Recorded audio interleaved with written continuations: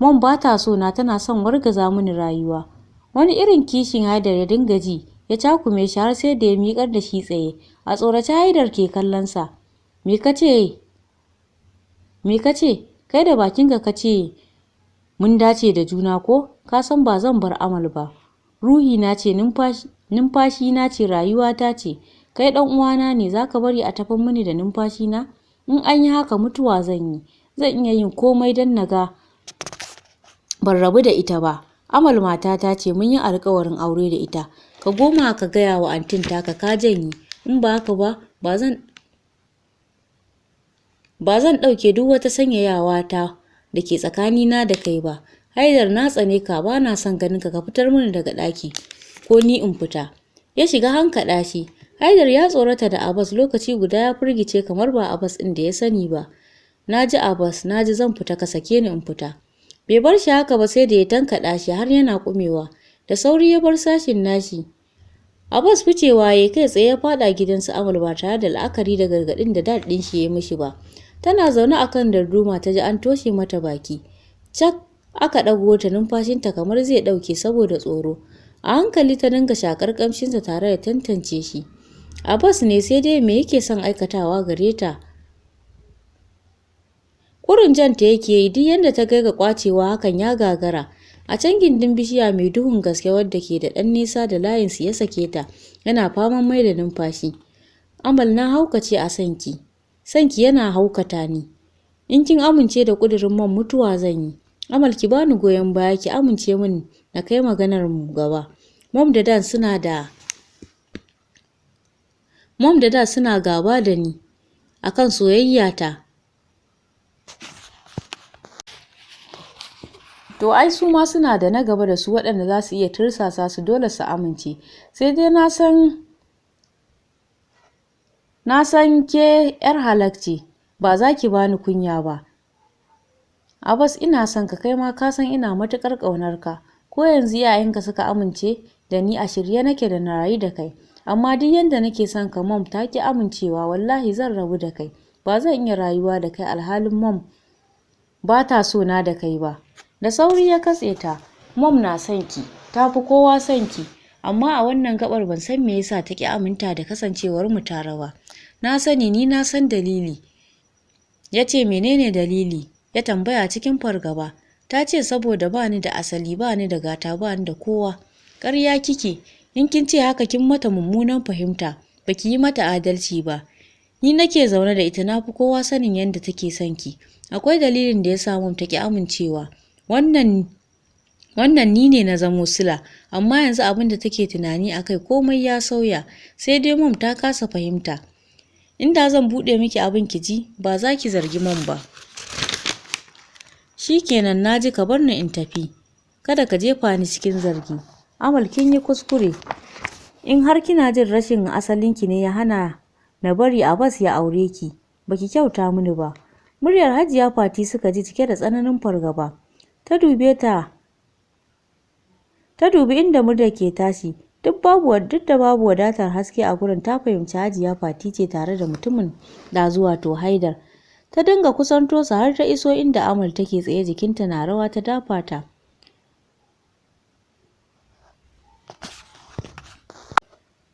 Mahaifiyarki ma sai dai ta nuna mini kawai ita ce ta yi naƙudarki. Amal, son ki a jini na yake, ban san yadda nake ƙaunar ki tare da kishin ki ba. A yanzu na fahimci yadda kike son Abbas. Zan tabbatar miki da cewar ba kyamar ki nake ba. Zancen asali kuma ni ce asalinki. Zainab ce danginki, Abbas ne yayanki, kuma zai zama mijinki in har yayi mini alƙawarin rike ki amana, ko da bayan raina ne. Ta rungumo ta a jiki. Abbas bai san sa'ad da ya durƙusa akan gwiwarsa ba. Mom, zan rike ta amana. Mijin marainiyar da kike ambata, ni ne zan zame mata miji. Na yi alƙawarin wannan. Ta dafo kanshi tana murmushi, wani irin farin ciki ya dinga huda Amal tare da tsantsar ƙara jin soyayyar Hajiya Fati. Suka rankaya gida. Haidar na ta yi wa Abbas yegantaka. Duk inda take ina tare da ita, ina son farin cikinta. Ban kuma taɓa ce miki ina son Amal ba, ƙaunarta nake yi. Allah ya jeho ni rayuwarta ne saboda in taimake ta, in tallafa muku. Ban hidimta muku ba saboda ta maida mini alheri na da aurenta. ki barta ta auri wanda kika ce tana so. Kaka ki barta, har kullum farin cikin Amatullah nake muradi. Zan yi mata fatan alheri na tafi. Ka tsaya, zan roƙe ka ka aure ta. Kada mu yi haka da ke. Amatullah ba matata bace, matar manya ce. Ta ce Amatullah marainiya ce, tana buƙatar inda za ta huta a tarairaye ta, tana buƙatar miji mai santa. Ni kan ban taɓa jin zan aure ta ba, tausayinta kurum nake. Shi kan wanda kike faɗa, duk da ban san shi ba, na sani za ki samu duk abin da kike so daga gare shi. Bai sake tsayawa ba, ya saurin ficewa, ta dinga kwala mishi kira. Tana ta ɓoyayyen masoyi, kai na laƙa wa kanka wannan sunan, ta yaya za ka iya juyar da shi? Kutsa kai ya yi a soron gidan, ya yi kicibis da Sajiya Fati. Duk yanda ya yi don ya ɓoye kansa sai da suka gan shi. Ba su kai ga shaida waye ba, hakan ne ya sa ba su yi magana ba. Shi ma bai kula su ba. Abbas ya bi shi da kallo cike da zargi. Ba su ƙarasa ciki ba, Hajiya Fati ce kurin da Amal suka shiga, inda Amal ta tsaya a ɗaya ɗakin. Ita kuma Hajiya Fati ta shige inda kaka ke zaune, tana faman sumbatu har da hawaye. Ba za ta taɓa amincewa da furucin ɓoyayyen masoyi ba. Akwai wani abu da ke yi mata yawo a ƙwaƙwalwa game da shi. Sallamar Hajiya Fati ya dawo da ita daga abin da take ƙoƙarin bankaɗowa. Kaf ta gama zubewa kaka ƙudurinta tare da ci gaba da faɗin, jikina da zuciyata yanzu sun gama auna Abbas, a yanzu na amince da soyayyarsa. Shi ya sa wannan karan na dawo da ƙoƙon barata.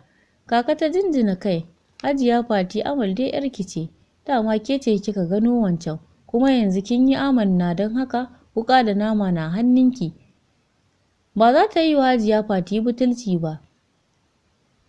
Da ita da ɓoyayyen masoyi babu na yadawa, ba za su taɓa neman abu a gurinta ta gagara yi musu ba. Allah ya sani zuciyarta ba taɓa kwanciya da Abbas ba. Ɓoyayyen masoyi ta so, don haka ta cire kunyarta ta yi mishi ta yin jikarta ba tare da shayi ba. Sai gashi ya nuna yana yi mata komai ne saboda tausayi. Alhalin ta sani ba haka ba ne. Yau da a ce ita mai ido ce, ta san kuma inda yake zaune yana rayuwa, da za ta bi shi ta bincike shi akan abin da ya faɗa. Sai dai a yanzu ba ta da tabbacin zai dawo gare su. Yau da tana da idanun shaidawa, da da kanta za ta nemi jagoran inda za ta same shi, ko ta ba wa Hajiya Fati labarin shi. Ta sani ita kanta da za ta yi shari'a, za ta tabbatar da ɓoyayyen masoyi shine ya fi cancanta da Amal ta aura. Kaka, na gode da damar da kika bamu. Ba za mu baki kunya ba, Amal ɗiyata ce, ba zan bari a wulaƙanta ta ba. A harabar gidan suka tadda Alhaji Ishaq na ta faman kai da komowa. Suka yi kamar ba su gan shi ba, za su wuce ya daka musu wani uban tsawa. Da sauri suka ƙame a gurin. Babu ɗan iskan da zai shiga gidana, in kuma kuna musu ga hanya nan marasa mutunci. Ya mai da kallonsa ga Hajiya Fati. Na fuskanci ke ce kika koya musu yadda za su raina ni. Ban taɓa ganin uwa irin ki ba Fati. Dole ki karɓi hukuncin ki, mummunan hukunci kuwa. Abbas ɗana ne na faru wanda na cancanci na samu nutsuwa da shi, amma ban taɓa samun haka daga gare shi ba. Na bauta miji tun yana yaransa, na nuna mai soyayya da kulawa, amma duk hakan ya hana ya ji magana ta. Baƙin kishin ki na son sanyawa ki ɓatar da shi. Fati, kin cutar da ni, ba zan yafe muku ba. Ku fice mini a gidan nan, ba na son sake ganin ku. Na yafe muku gaba ɗayan ku. Ma'ana na yafe ku. Yayo kanta kamar zai buge ta, da sauri ta matsa. Abbas gaba ɗaya jikinsa ya gama yin sanyi. Ya kasa tantance yanayin da yake ciki. Haidar ne ya riƙo hannun Hajiya Fati suka yi waje. Me kake jira da ba za ka bi su ba? Dad, ina za mu je ne da daddaren nan? Ka yi haƙuri. Wallahi ba za ku kwanar mini a gida ba. Na ji Dad, ni zan fita, amma ka yi haƙuri Mom ta dawo. Wani makeken katako ya ɗauka, bai yi aune ba sai ji yayi ya maka mishi aka.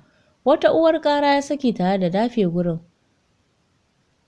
Ba ka son farin ciki na tsane ku. Gwara na kashe ka tunda ka fi son farin cikinka da na uwarka fiye da na ubanka. Ka fice ko na ƙarasa ka. Jinin da ke tsartuwa ne ya tilasta wa Abbas barin gurin. A dab da gate suka yi arba da Hajiya Fati. Ta yi saurin riƙo shi tana kuka. Tsirarin jama'a ma sun farga. Gudun haka ya sa ta kamo shi suka nufi gidan kaka. Suka bubbuga cikin bacci. Amal ta ji bugu, ta miƙe a tsorata, ta dinga tafiya cikin sanda zuwa soro. Muryoyin su Hajiya Fati ta ji da sauri ta buɗe. Abbas ta gani riƙe a hannun Hajiya Fati. Ta yi sororo cikin bin su da kallo. Ba ta da wani sauran kuzari. Su ma suka raɓe ta gefenta suka shigo. Ta bi su da kallo, tana son yin kuka amma kuma ta kasa yi. Da taimakon wutar nefar da aka kawo ne ta ƙarasa ganin ɗiso-ɗison jinin da ke zauren. Ta ƙara ruɗewa ta koma ta kullo ƙofar. A tsakar gida ta tsaya, duk jikinta tsuma yake, tana jin Mom na baiwa kaka labarin abin da ke faruwa. Mom, ina tsoron kada wannan al'amarin ya taɓa rayuwar aurenku. Abbas ya faɗa cikin muryar tashin hankali. Abbas, yi aure rai ne da shi. In Allah ya kaddara ta sanadiyar wannan zamu rabu, babu damuwa. Kada wannan ya sanya ka karaya. Muddin ina raye, Alhaji ba zai cika bakin burin shi ba. Mom, ki yi haƙuri. Mom, ki yi haƙuri. Mom, ki yi haƙuri. Ba bakin buri bane Dad zai iya aikata. Dad zai iya aikata abin da ya fi haka ma, musamman in aka yi la'akari da yadda ni kaina nake ji game da Amal. Addu'a za ki yi mishi, kada ki aibata shi. Ita dai kaga ta rasa ta cewa, ta fi amincewa da bakin kishi nake ɗawainiya da ita. Haka ne ya saka ta dawo ta yi amanna akan Abbas shi take so ya auri Amal ba mijinta ba. Ta sauke ajiyar zuciya. Hajiya Fatima, komai a sannu. Shi mutuwar aure ba abu bane mai sauki. Da za ki amince mini da na je na roƙe shi. Ba za ki je ba, ki kyale shi. Ko da kin je ba sauraron ki zai yi ba, sai dai ya yi ƙoƙarin juyar miki da tunani.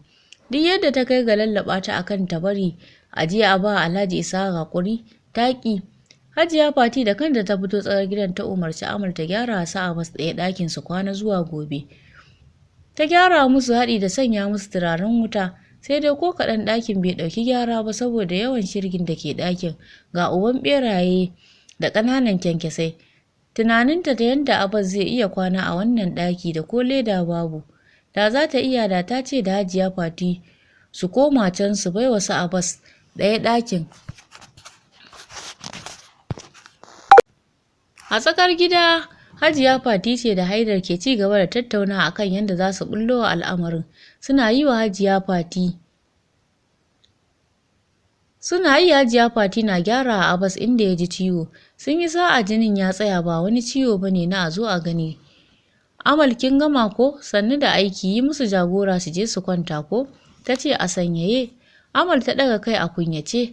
A bakin ƙofar ta tsaya, sai da suka shiga ta juya za ta tafi. Ya ce, taimaka mana da abin rufa. Ta ɗaga kai ta juya, a tamfar ta sabo fil ta ɗauko, wadda ɗaya ne daga cikin kayan da Alhaji Isa ya siya mata. Ta nufi ɗakin. A dokin ƙofar ta tsaya tana jin kunyar shiga. Amal, shigo mana, ya ce cikin tausasasshiyar murya. Ta shiga tana ta faman sinsinkewa. Haidar ya miƙe, ni kan bacci ba yanzu ba. Zan je gurin antin Kano mu yi hiranmu da ita da kaka. Ya fice, hakan ya baiwa Amal damar ɗan sakin jikinta. Abbas ya kafe ta da ido cikin ƙoƙarin karɓar zannuwa. Amal, wannan kayanki ne wanda kike sawa, kina nufin da shi za mu rufa? Ya tambaya. Ta sunkuyar da kai. Kin yi shiru. Ina da kishi, ba zan juri ganin Haidar shi ma ya lulluɓa da zanin matata ba. Ki koma ki ɗauko mishi wani wanda bai dangance ki ba. Ta juya za ta fita. No, ba yanzu ba, sai mun gama hira. Ina son ki gaya mini me kike tanadar mana. Bata fahimce shi ba. Amal, ina yi miki tanadi, na soma yi miki tanadi ne tun ranar da na fara son ki. Tanadin zai fara ne daga ranar da kika zamo mallaki na. Ke fa kina son ni ma ki kasance da ni, ko akwai wani tanadi da kika yi min? Ina so in ji Amal. Rike hannunki kan haifar mini da nutsuwa. Ki duba ki gani jinin da na zubar, wannan bai ishe ki shaida ba? Amal, ki gane min, ki gane ina son ki. Ki gaya mini tanadi na, sannan na sake ki. Ta rintsa ido saboda kunya, ga wani irin yanayi da ta tsinci kanta a ciki wanda ta gaza tantancewa. Daɗi ne ko ruɗewa ce? Ta matsa labbarta cikin murya ƙasa-ƙasa ta soma faɗin, Zan yi maka biyayya, zan girmama iyayenka, abokanka da kowa naka. Zan kawar da ganinka ga kowace mace. Zan so ka har ƙarshen rayuwata. Haka ta dinga watsa mishi kalamai wanda ita kanta bata san tana yi ba. Wani irin matsa ya yi wa hannunta sai lokacin hankalinta ya dawo. Ta bincike hannunta da sauri tana